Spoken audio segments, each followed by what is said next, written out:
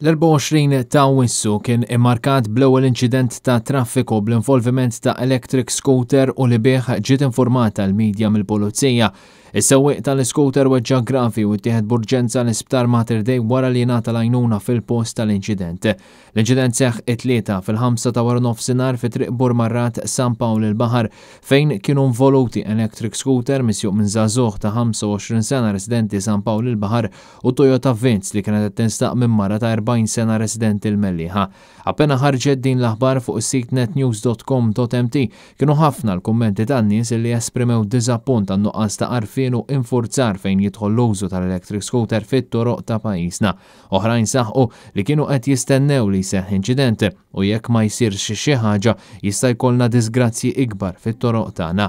Numru ta' persuni li kkummentaw fuq il-paġna ta' Facebook ta' NetNews iddeskrivew esperjenzi li għaddew minnhom fejn jidħlu electric scooters fejn kienu ħafna dawk li saħħu li raw ħafna nies jeħilsu ħafif minn inċident.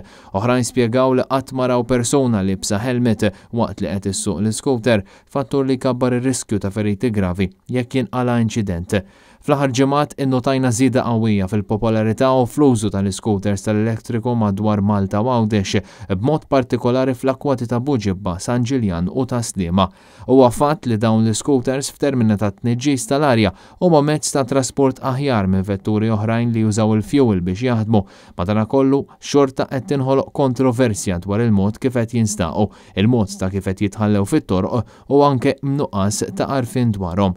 Electric scooters huma regolati minn Transport Malta u għalhekk iridu jsegwu regolamenti ta' traffiku meta jkunu fit-toroq. Fost l-oħrajn ma jistgħux jinstaqu f'tunnels jew f'toroq arterjali, iżda jistgħu jinstaqu f'toroq oħrajn u fuq il-bankini. Ma tistax issuq scooter veloċità ta' aktar minn 20 km fis-siegħa fit-toroq u mhux aktar minn 10 km fis-siegħa meta tkun f'żoni pedonali. Il-liġi tgħid li l-electric scooters jistgħu jiġu parkjati kullimkien u f'kull ħin dan mingħajr ma jagħlqu aċċess għal persuni jew karozzi.